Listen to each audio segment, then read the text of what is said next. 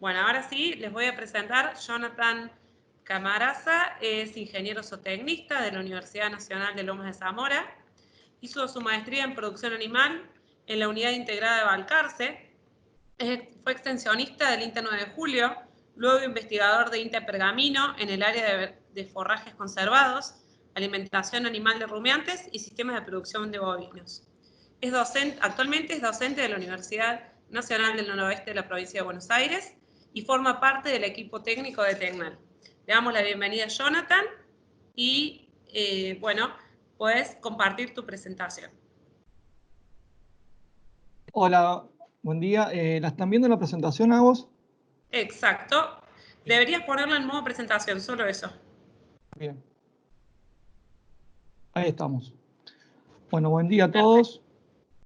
La idea de hoy es hablar un poco de las distintas calidades de los silajes, tanto de verdeo de invierno como de maíz y de sorgo, y cómo eso después vamos a charlar, cómo repercute en la producción animal. Un poco para tener una idea, lo que vamos a estar viendo hoy va a ser qué definimos como calidad y qué parámetros debemos tener en cuenta para decir, en este caso, los silajes, si son de calidad buena o no, qué análisis deberíamos estar pidiendo e interpretación de esos análisis, cómo se puede definir la calidad de un silaje, o sea, mirando un silaje planta entera, cómo es que se define. Después, en función de esa calidad, qué es lo que nosotros podemos esperar en cuanto a la producción de carne y de leche. Algo muy cortito, qué factores de manejo y de ambiente pueden llegar a afectar la calidad, y después hacer un cierre con algunas conclusiones. Esto parece medio básico, pero está bueno definir qué es la calidad, y si uno mira la definición, uno puede decir que es un conjunto de propiedades inherentes a una cosa que permite caracterizarla y valorarla con respecto a lo restante de su especie o en comparación con una misma cosa. O otra definición es la superioridad o excelencia de algo o de alguien. Pero si vamos a una definición productivista, a mí me gusta más esta, que dice que es aquella que nos permite maximizar la respuesta productiva con un mínimo, maximizar esta respuesta productiva con los ingredientes lo más bajo posible. O sea, esta definición también tiene en cuenta el costo de ese alimento e intentar maximizar la producción con un mínimo de un alimento o en este caso, de los silajes. Si miramos la calidad que deberíamos estar prestando atención en cuanto a los silajes o a un recurso forrajero, lo que deberíamos estar mirando principalmente es la digestibilidad, que se asocia principalmente al aporte de energía que hace ese alimento por cada kilo de materia seca que está consumiendo ese animal. También deberíamos estar mirando la proteína bruta, que en la presentación anterior se explicó en detalle cuál era la importancia, los distintos tipos de proteína que aportaba los alimentos y cómo esos distintos tipos de proteínas cubrían los requerimientos de las necesidades de las distintas categorías de animales y en los distintos estados de esos animales. También es importante conocer la cantidad de FDN de los alimentos, en este caso de los silajes, porque nos va a dar una idea del consumo potencial que pueda llegar a tener el animal con ese recurso forrajero, ya que se correlaciona en forma negativa con el consumo, o sea, mayor contenido de FDN, mayor llenado animal, mayor llenado ruminal, por lo tanto, esperaríamos un menor consumo de materia seca. Después, hay otros parámetros que complementan a los otros tres que ya nombré, como la digestibilidad de la FDN indigestible, la proteína soluble, la proteína degradable, la proteína ligada a la FDA misma, la lignina, los azúcares, almidón, energía neta para mantenimiento de lactancia y ganancia, carbohidratos no fibrosos, carbohidratos solubles en agua. Todas estas caracterizaciones del alimento son importantes, pero complementan a las tres nombradas anteriormente, que son las tres más importantes en cuanto a caracterizar un alimento, si es de buena calidad o si es de mala calidad. Entonces, decíamos que alimentos de alta digestibilidad nos van a aportar alta cantidad de energía por kilo de materia seca, alta proteína también. La proteína es un elemento nutricional caro dentro de la dieta, por lo tanto un alimento que tenga o que nos aporte alta proteína es deseable. Y al contrario, contenidos de FDN altos nos van a limitar el consumo, pero como también decíamos o veíamos más temprano en las presentaciones, un contenido mínimo de FDN es deseable para un buen y correcto funcionamiento ruminal. Si miramos los análisis de los silajes, lo que podemos observar en general es que nosotros estamos evaluando la calidad de la planta entera, pero esa calidad de la planta entera está en función de dos calidades: la calidad del grano, del almidón, y la calidad de la fibra. En el caso de los silajes, la calidad del grano del maíz va a ser distinta del sorgo, y la del sorgo va a ser distinta a los granos de los cereales, porque ese almidón en algunos granos está más o menos cubierto por una matriz proteica, que eso hace que se aproveche más o menos en rumen, y el proceso de cosechar el grano en los silajes y que no llegó a una madurez fisiológica, o sea que esa matriz proteica que rodea el almidón no se llegó a formar definitivamente, vamos a tener mayor aprovechamiento a nivel ruminal. Pero a su vez, cada uno de esos granos tiene su propia particularidad de cuánto se puede llegar a aprovechar a nivel ruminal. Y algunas de estas cuestiones las vamos a ver más adelante, y también cómo pueden llegar a repercutir en la ganancia de peso. Con respecto a la fibra también, los silajes son una fuente importante de fibra en cuanto a fibra efectiva como a fibra digestible. Por lo tanto, la calidad de esta fibra es fundamental y muy importante en cuanto al aporte de energía, sobre todo en los silajes de verdeo de invierno, como vamos a ver más adelante. Y también vamos a ver qué pasa cuando podemos mejorar la calidad de esa fibra a través de la elección de algunos híbridos en particulares, o en las elecciones de algunas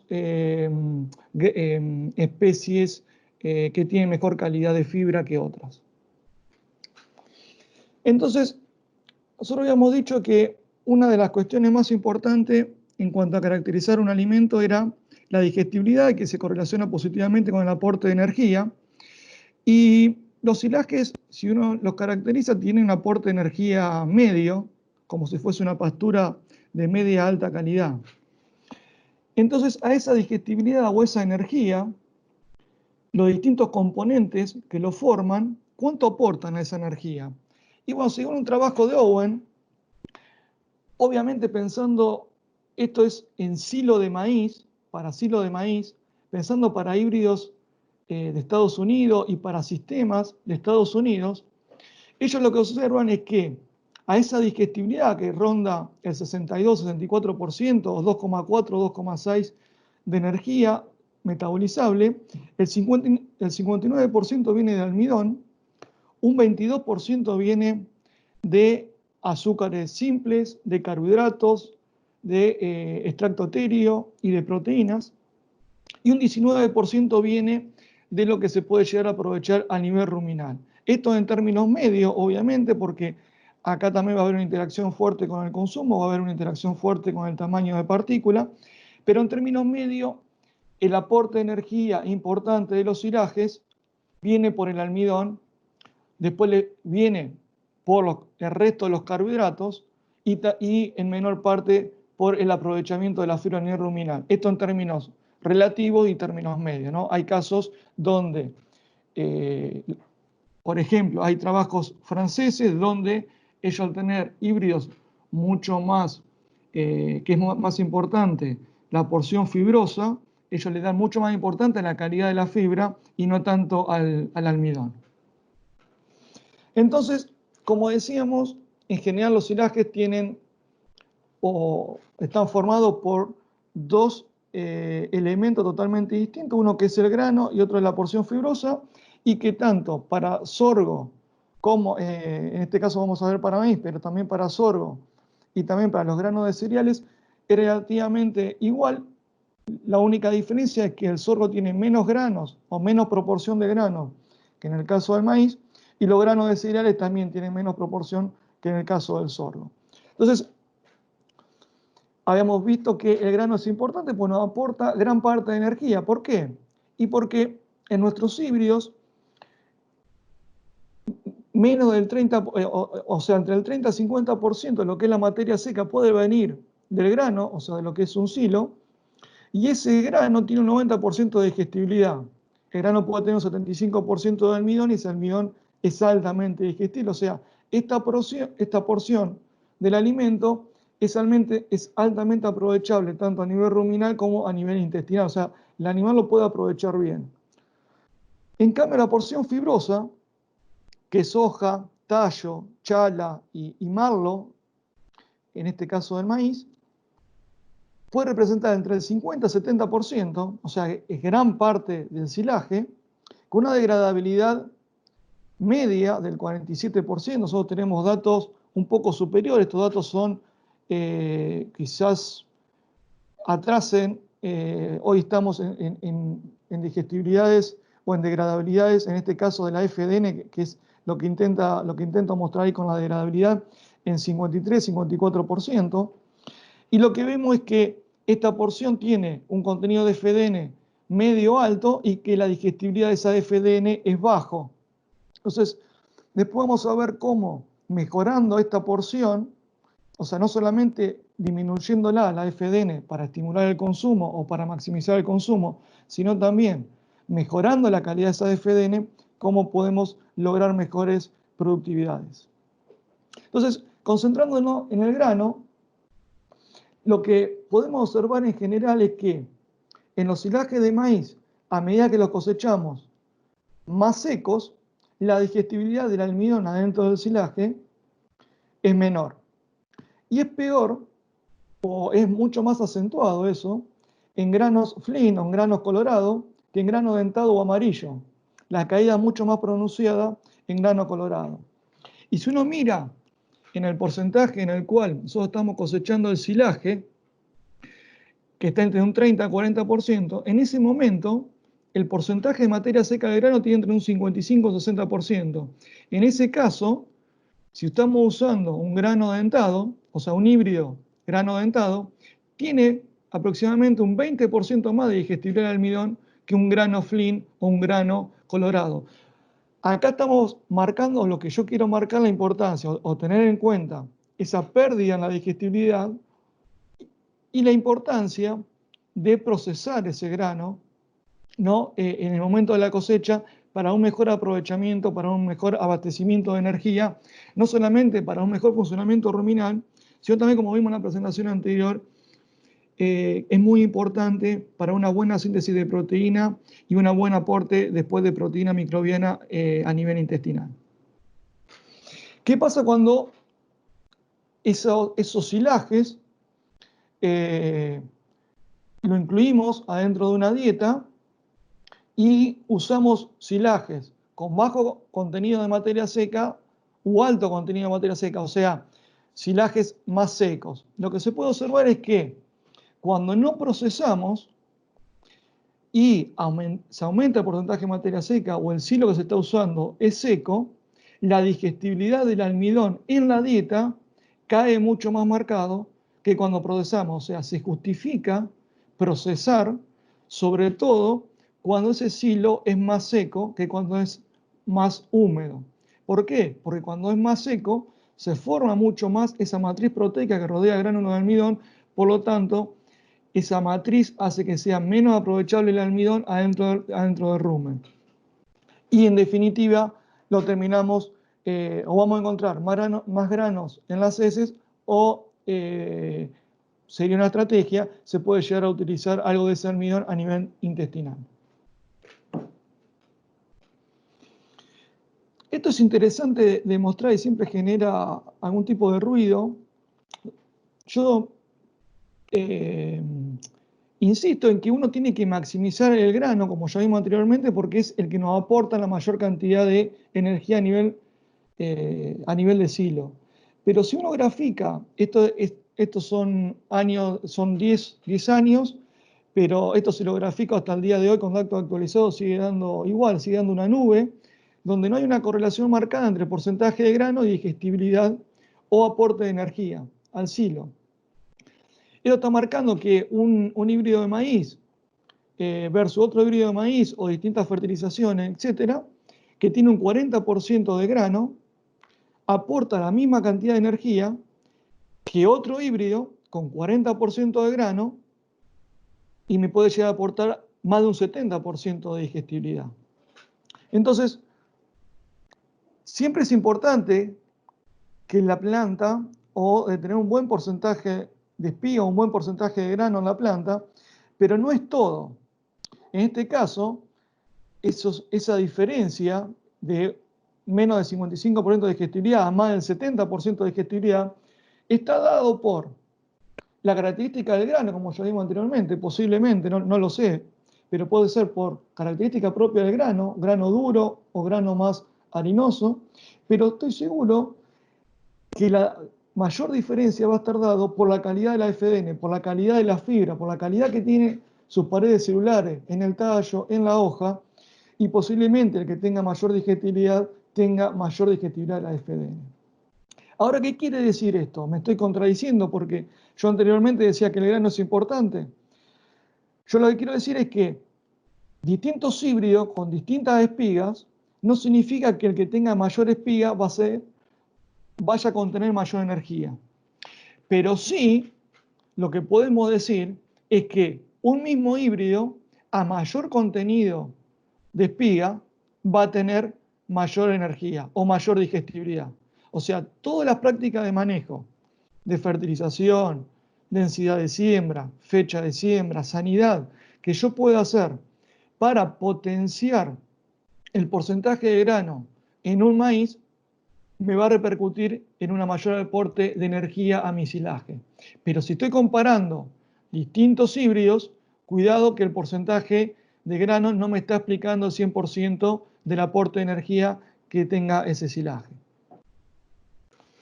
Y esto también yo soy bastante, o insisto, en maximizar la producción de materia seca por hectárea. ¿Por qué? Porque es lo primero que, o es lo que más me va a disminuir el costo del kilo de materia seca. Pero cuidado que cuando yo maximizo la producción por hectárea, también estoy aumentando el aporte de FDN. Y posiblemente, eso no lo tengo medido, pero posiblemente esa FDN sea de peor calidad, o sea, tenga mejor peor o menos valores de digestibilidad de la FDN. ¿Por qué? Porque esa FDN, que la pared celular, va a tener que estar mucho más lignificada porque va a tener que sostener una planta mucho más alta y al estar más lignificada me va a pegar directamente en la digestión de esa FDN y va a caer.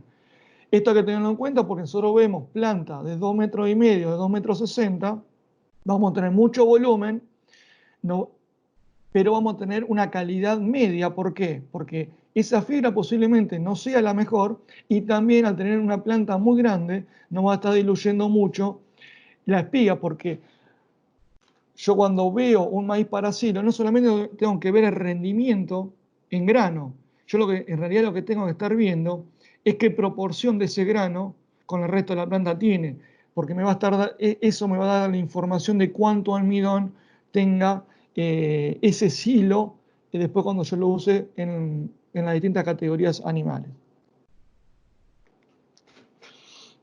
Y esto me tomé el trabajo de tomar datos de Pergamino, porque esta campaña fue muy distinta a la campaña del año pasado y la comparé con campañas históricas de más de 20 años de información que tiene INTA Pergamino. Y lo que podemos ver, primero, ¿por qué son distintas? El año pasado llovieron casi 900 milímetros, fue un año extraordinariamente bueno, acompañaron no solamente las lluvias, sino también las temperaturas, no hubo piedra, no hubo tormentas fuertes que hayan producido vuelco de planta. Fue un año muy, muy bueno. Después vamos a ver, fue un año de los mejores. Ahora, este año, o esta campaña última, pareciera ser parecida a la histórica. Lo que pasa es que esto es muy común que ocurra. El promedio de lluvia es parecido, pero la distribución es totalmente errática. No les voy a mostrar eso porque no me dan los tiempos, pero de esos 524 milímetros llovieron 300 en enero.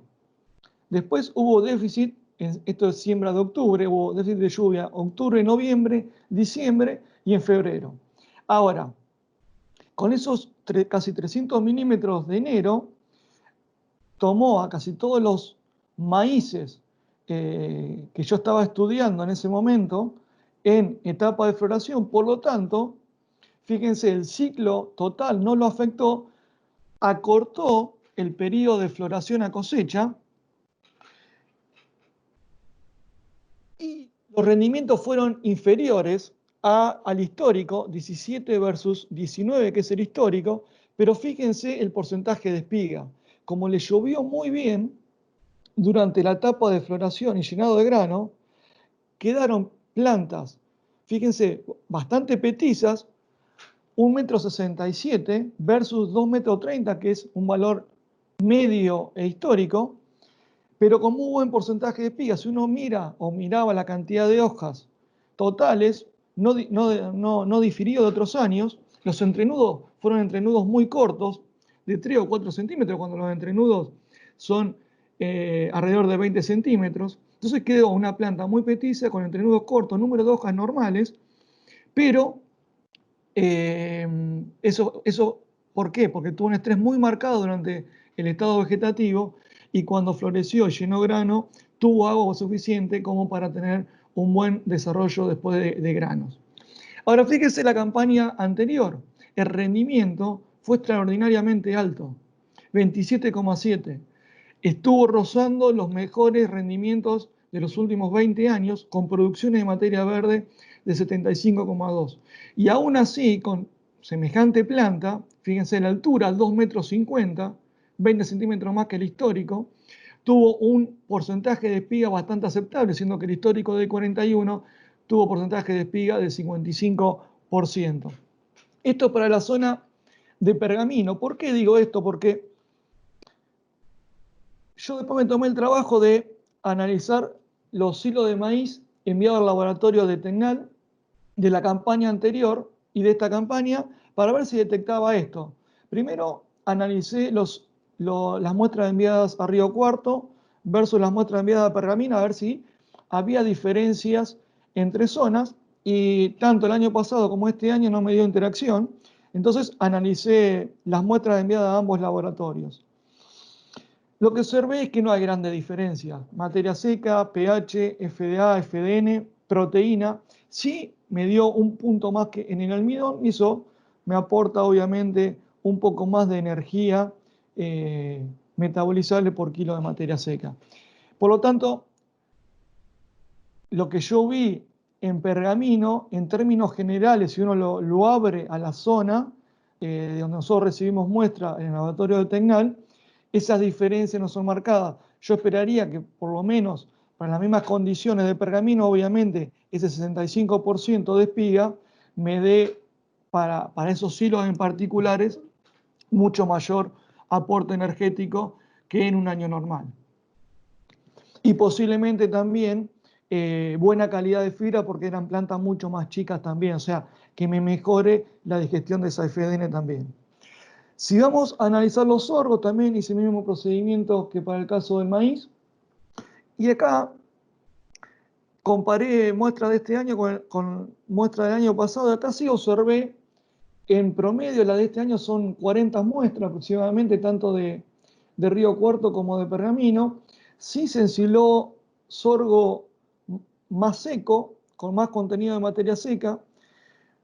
Peor ensilado, pH 4,6, o sea, había silo con pH de 7, de 6, algunos de 5, la gran mayoría de 4, con FDA, FDN relativamente normal, proteína normal, y almidones por debajo de la campaña anterior, y eso repercute obviamente en el aporte de energía neta en este caso. O sea, lo que estamos viendo este año es que los sorgos de este año comparado con la campaña anterior, son de peor calidad, tanto calidad nutricional como calidad fermentativa, en este caso indicado por el valor de pH.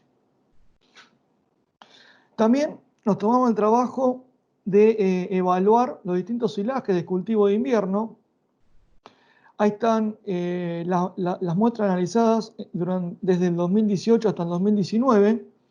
Y lo que observamos es que hay, en términos generales, el valor de materia seca está alrededor del 35-36%, de proteína, comparado los cultivos de invierno versus los cultivos de verano, tanto de sorgo como maíz. Estos cultivos de invierno tienen mayor proteína bruta, está alrededor de un 11, un 12%. Hay casos particulares como la cebada o el triticale que tienen un poco menos.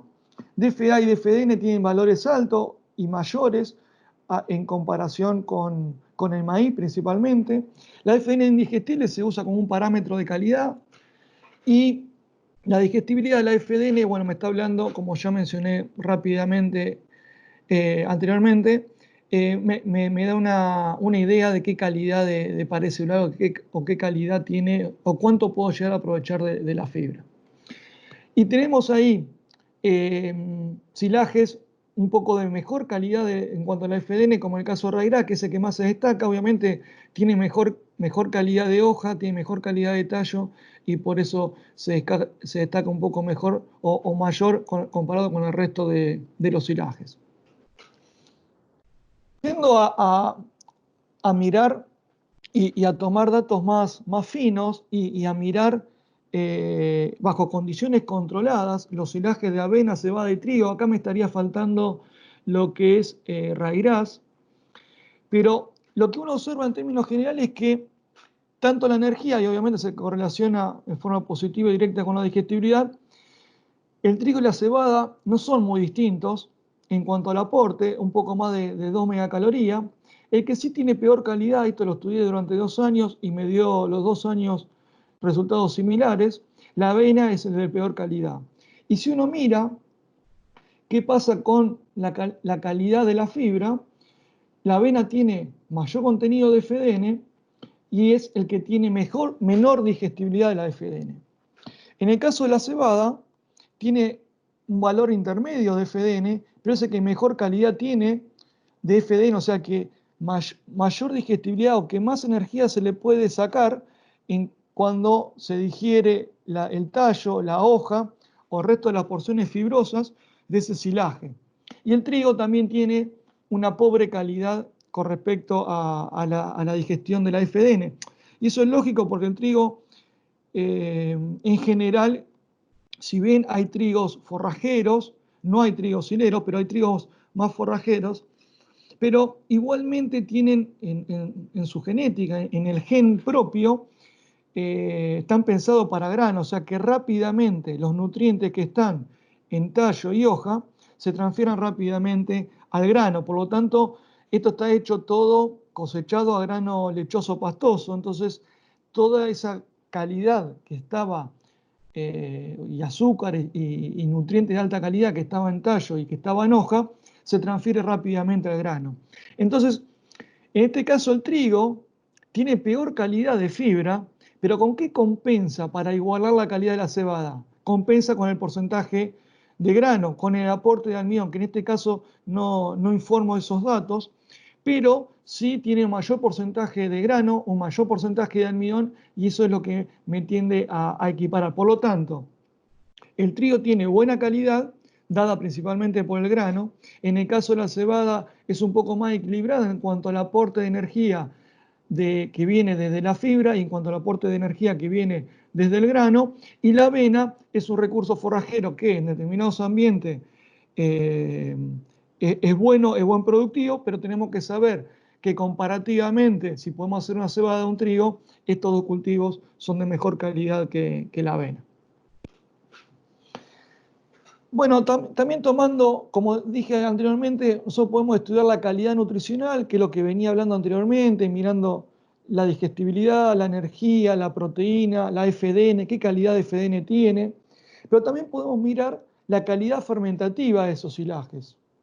Entonces, en el caso del maíz y sorgo, está bastante claro, tenemos una ventana de picado entre 30 y 40%,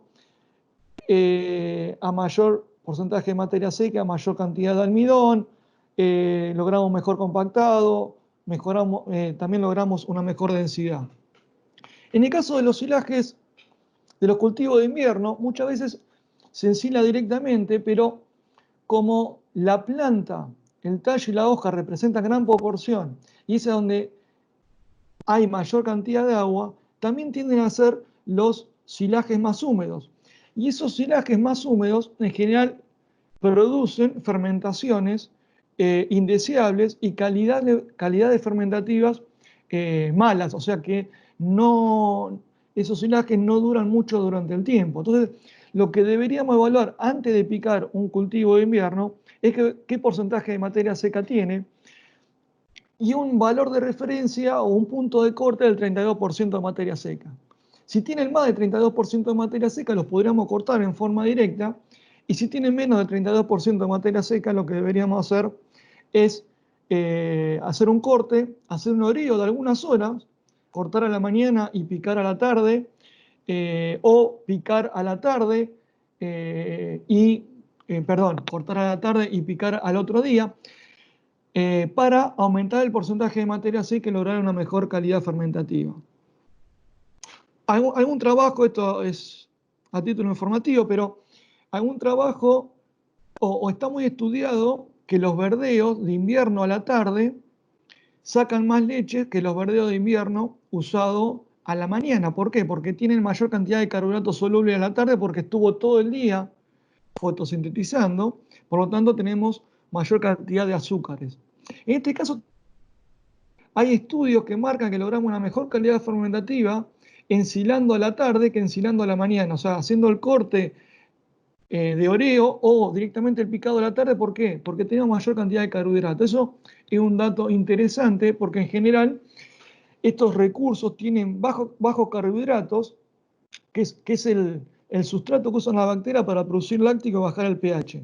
Entonces, tenemos que intentar maximizar la poca cantidad de azúcares que tienen y que todos esos azúcares vayan a ácido láctico para lograr bajar el pH en forma rápida y lograr una estabilidad más rápida y más prolongada de ese silaje. Entonces, mirando la calidad fermentativa, acá tenemos muchos datos de cebada, de avena. No hay grandes diferencias, después podemos entrar más en detalle en cada uno. Pero comparando, acá lo que yo quiero remarcar son esta calidad fermentativa de silajes más secos o ideales, si se quiere, mayor de 32% de materia seca, y silajes más húmedos con menos de 32% de materia seca. Una de las principales cuestiones cuando se ensilan los cultivos de invierno es que esa mala calidad fermentativa produce muchas veces un crecimiento de bacterias clostridiales, y esas bacterias clostridiales me producen mucho butírico y mucha ruptura proteica. Entonces, es importante mirar el amoníaco en función de la proteína total. Si ese valor da mayor, alguna bibliografía dice más de 5, otra bibliografía dice más de 15. Si da mayor a esos valores, significa que tuvimos una fermentación butírica y en general esos silajes tienen un mal olor, un mal sabor y me va a deprimir mucho el consumo. En este caso vemos valores relativamente buenos, tanto en silajes secos o con mayor del 32% como menor del 32%, nos da 0,84. El pH en ambos casos es relativamente bueno, pero con menos de 32%, eso no lo indico, tenemos mucha mayor variabilidad. Es mucho más común encontrar pHs alrededor de 5 que cuando estamos ensilando materiales con más de 32%. Y mayor cantidad de ensilajes con fermentaciones butíricas. El butírico hay que tener cuidado porque cuando tenemos, o la vaca consume entre 50 a 100 gramos de ácido butírico, podemos hacer que ese animal entre en una cetosis nutricional. O sea, no en la cetosis es cuando el animal removiliza, removiliza grasa, produce cuerpos cetónicos, esos cuerpos cetónicos principalmente es butírico, entonces ese animal está en una cetosis. Entonces nosotros con este tipo de silajes y sobre todo cuando tiene más de 2,5% de butírico en el silaje y el animal está consumiendo más de 50 gramos de butírico por día, ese animal puede entrar en una cetosis nutricional. Entonces tendríamos que tener cuidado de cuánto butírico tiene ese silaje para ver cuánto incluimos ese silaje dentro de la dieta. Bueno, esto a nivel anecdótico también, me había tomado el trabajo en algún momento de hacer una recopilación de información de cuánto pueden rendir los silajes. Esto tenemos en toda la región pampeana. Aproximadamente, este es un dato interesante, podemos tener un rendimiento promedio de 9 toneladas. Recuerden que en maíz, en un año extremadamente excepcional bueno, habíamos logrado casi 28 toneladas, pero el promedio estaba entre 18 y 19 toneladas, o sea, en términos medios, podemos obtener 9 o 10 toneladas, o sea, la mitad de lo que podemos obtener de un silaje de maíz o de sorgo. Bueno, ¿qué pasa o cómo puede llegar a repercutir la calidad de los silajes en la producción? Yo voy a mostrar algunos ejemplos usando silo de maíz, usando algunos verdes de invierno como suplemento o también en animales a corral. Acá tenemos un ensayo que hizo Aníbal usando un silaje con grano intermedio, un grano de 24, o sea, un silaje que tenía un 24% de grano, después silaje o el mismo silo, pero que le aumentó un 50% de grano al 36%, otro que le agregó el 100%, otro que le agregó el 200%, o sea que llegó a una dieta con 72% de grano. Usó harina de girasol, urea y un núcleo, y de esa manera logró dietas isoproteicas y obviamente a medida que aumentaba la cantidad de grano, aumentaba la concentración energética de esa dieta. Trabajó con animales pesados y terminó animales obviamente pesados a bastante pesados. Entonces, lo que observó es que a medida que esa dieta era más energética, tenía mayor cantidad de grano, mejoró la ganancia de peso, mejoró el peso vivo del animal, pasó de casi 400 kilos a casi 460 kilos, y la ganancia de peso pasó de 750 gramos a casi 1 kilo 250 gramos. El consumo no varió en las 4 dietas, en el total, pero sí como porcentaje del peso vivo. Los animales que consumían una dieta mucho más hilera consumieron casi el 3% de su peso vivo y los animales que consumían una dieta mucho más energética consumieron el 2,6% de su peso vivo. Esto hizo que las dietas más energéticas, o sea, menos fibrosas, con mayor cantidad de grano, mejorara la eficiencia de conversión, pasar de 13,3 kilos de alimento a 1 kilo de ganancia a 7,8 kilos de alimento a 1 kilo de ganancia. Entonces, acá estamos observando la importancia que tiene el grano en cuanto a la mejora en la ganancia de peso, en cuanto a la mejora en la terminación del animal y también en la mejora en la eficiencia de conversión. Acá otro trabajo que me parece que está bueno, si bien tiene sus años, que es de Pancho, del 2002, usando también silajes de maíz en un 70-80% y harina de girasol, corregido también con un núcleo.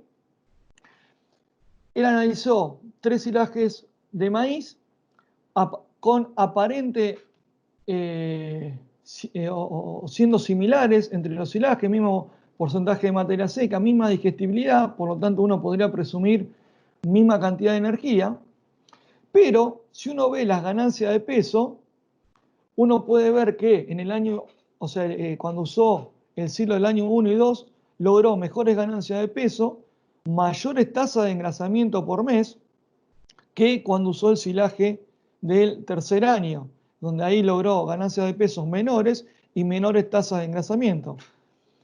Si bien la materia seca era similar, la digestibilidad era similar, o sea, el aporte de energía no parecía distinto. ¿A dónde estuvo la gran diferencia? Estuvo en la cantidad de almidón que contenía cada silo. Fíjense, 16-20% en el año 1 y 2, y en el tercer año solamente un 9% de almidón.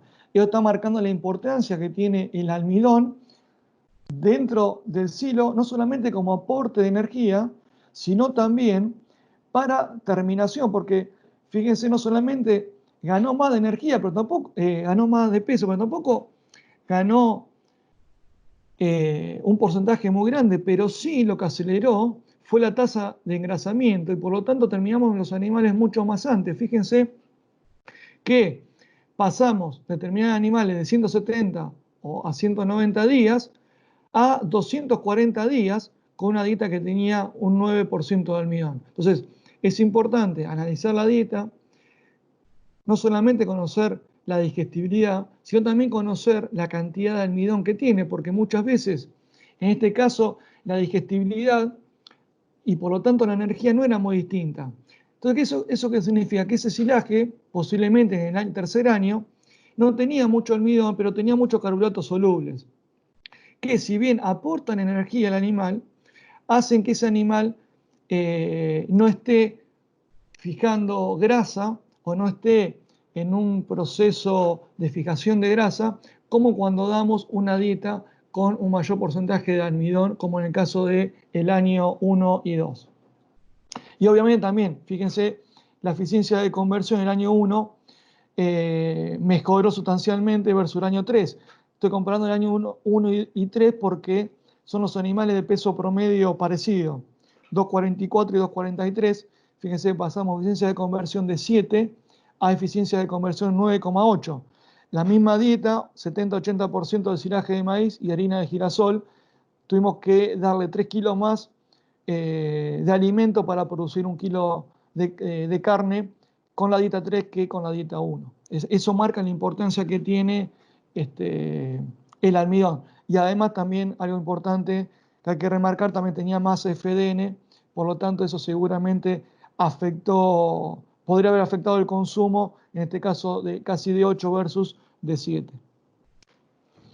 Johnny, ¿Sí? disculpa, ¿y te Sí. parece? No sé cómo venís, pero deberíamos tomarnos unos pocos minutitos para ir terminando para poder abrir a las preguntas, que Ah, ya tenemos preguntas para hacerte. bien, bueno, se me fue larga la presentación. Sí, si queremos pasamos a las preguntas directamente, como prefieran, o ir rápido. Si eh, querés contarnos, tomate unos minutitos para darnos los puntos más importantes de lo que te queda y después pasamos a las preguntas, ¿te parece? Dale. Algo importante con respecto a la calidad de la fibra, acá eh, se tomaron 11 trabajos comparando híbridos BMR versus el control, con la misma calidad, solamente que variaba la digestión de la FDN. Y por lo tanto, usando los híbridos BMR, que son híbridos que tienen mejor calidad de fibra por un menor contenido de lignina y distinta calidad de esa lignina. Entonces, lo que se vio en vaca lechera es que al mejorar la digestión de esa FDN, aumentó el consumo, aumentó la producción de leche y también aumentó el porcentaje de grasa y también los kilos de proteína. O sea, mejorar la calidad de la fibra por usar híbridos mejores o por alguna práctica de manejo, estimulamos el consumo, o sea, esa mejora en la digestión de la FDN no es por o esa mejora en la producción no es por una mayor aporte de energía, sino principalmente por un mayor consumo de materia seca y que va a repercutir en mayor cantidad y calidad de leche. En carne pasa algo parecido, no es tan marcado, esto lo paso rápido. Y después le quería mostrar algunos datos que tenemos de silaje de planta entera de avena en terminación. Acá vemos un silaje que se usó en novillo o en novillito de 260 kilos y se suplementó a 0,8% del peso vivo con grano de maíz, avena y cebada a 0,8% del peso vivo. Lo que se observó ahí que la ganancia de peso no fue diferente entre los distintos tratamientos, pero sí mejoró la tasa de engrasamiento cuando a ese silo de avena se le incorporó el maíz. La tasa de engrasamiento fue de 0,8% por mes en comparación con cuando dimos grano de avena versus versus maíz. O sea, que cuando damos ensilaje de avena complementado con maíz, logramos buenas tasas de engrasamiento, buenas ganancias de peso para poder terminar animales livianos. Tenemos otro trabajito más de silaje, pero lo voy a pasar rápido.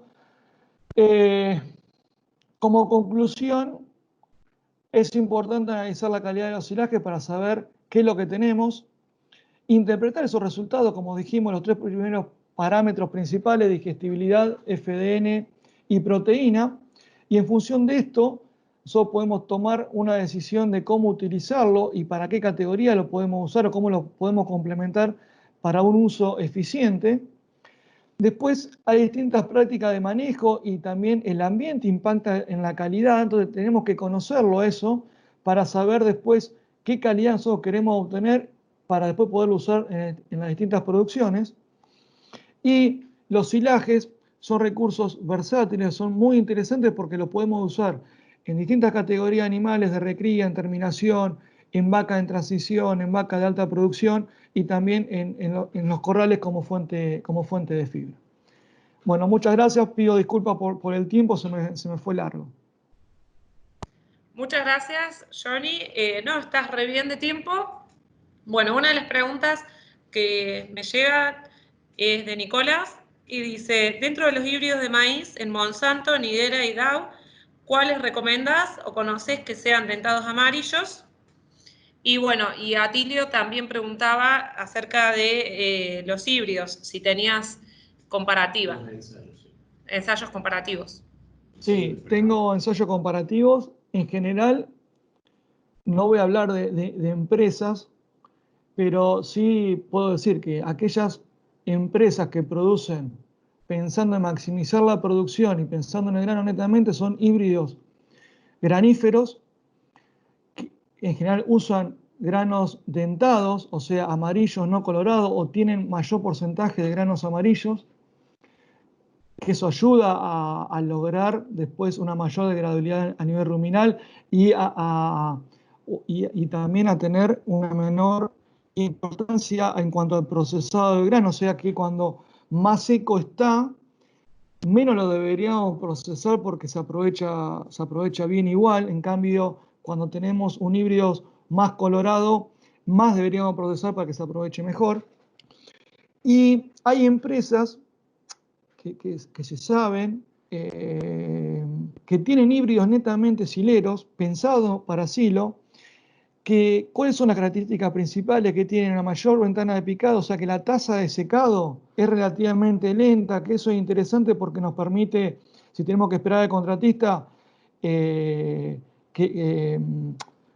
entrar bien entre un 30 y 40% de la materia seca, que no se nos complique después tener materiales muy secos, y también tener un buen styrene, o sea que la translocación de nutrientes del tallo y la hoja al grano sea mucho más lenta. Entonces también logramos mejores calidades de fibra en aquellos híbridos que son más hileros. Tienen mayor volumen son híbridos más altos, de mayor producción, y eso también nos ayuda a tener un menor costo del kilo de materia seca. En general, estos híbridos hileros tienen sangre tropical. Por ahí los híbridos graníferos tienen menos sangre tropical. Los híbridos tropicales tienen una hoja más grande, más ancha, se notan mucho más las nervaduras. Y después, algo que le mostré súper rápido, eran los híbridos BMR, que hoy siguen estando en el mercado, son más costosos. Yo creo que son muy útiles, pero para cuando tenemos ajustado muchas cosas desde el punto de vista nutricional, y para una determinada categoría, no como para rodeo general, son híbridos que se justifican y nos pagan cuando lo estamos usando bien en la categoría que corresponde. Eso es lo que puedo llegar a decir con respecto a los híbridos. En cuanto a producción, no hay grande diferencia entre granífero y sileros. Puede tener los sileros un poco más de producción y por ahí los graníferos tienen un poco más de espiga, y eso hace que tenga un poco más de almidón en el silo, pero si después miramos la contraparte, que muchas veces representa más del 50%, que es tallo y hoja, es de muy mala calidad. la digestión de esa AFD no de esa pared celular es de muy mala calidad, pues son híbridos que están preparados para producir grano. Entonces, rápidamente, yo he visto bajo determinadas condiciones de estrés que en 4 días voy al campo y está verde y en 4 o 5 días está amarillo porque trasloca sumamente rápido todos los nutrientes del tallo y la hoja al grano. Entonces, eso no son características deseables en cuanto a un híbrido para silo, ¿no?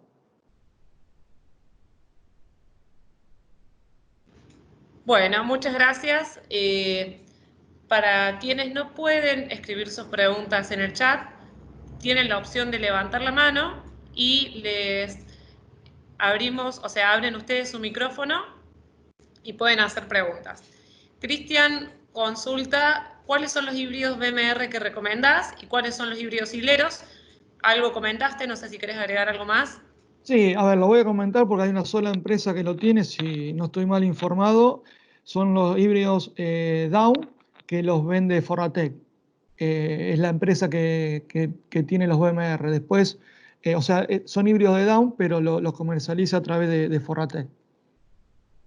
Son los únicos Bueno, híbridos que yo conozco en Argentina. Después, en algún momento yo trabajé y hice mi tesis de maestría trabajando con híbridos de mejor calidad de fibra, pero salieron del mercado, pero no eran híbridos BMR, sino que se había mejorado por selección la calidad de su fibra, o sea, tenía mejor digestión de la FDN y eso repercute en el consumo, como ya dije anteriormente, pero salieron del mercado. O sea, si uno mira hoy y está buscando mejor calidad de fibra, para casos puntuales, una categoría animal, debería ir a los BMR y estar en esa empresa que yo nombré anteriormente. bueno, muchas gracias. Martina Will tiene la mano levantada, te damos el lugar para que hagas tu consulta. Negro, ¿me escuchás? Sí, sí, Martín. Negro, una consulta. Cuando hablaste de silaje de invierno, hiciste hincapié que si se confeccionan por la tarde, por el tema de los carbohidratos solubles, son más lecheros. Ahí te hago dos consultas concretas y algo que hipotetizo, ¿no? Pero, uno, ¿de qué respuesta productiva estás hablando en concreto en producción de leche si la tenés? Dos, ¿qué tan consistente puede ser ese aumento en producción? Esas son las consultas que tengo. Y mi duda es que si ese silo se confecciona, o ese picado se pica a la tarde, esos carbohidratos solubles no se pueden perder con el proceso fermentativo.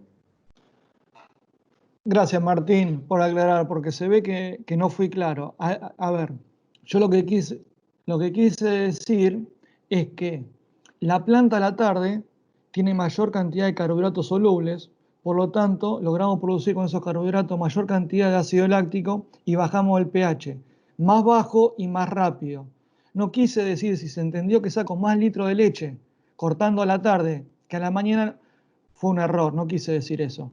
Lo que estoy diciendo es que cortando a la tarde tengo mayor carbohidrato y logro mejor calidad fermentativa en los silos confeccionados por la tarde que por la mañana.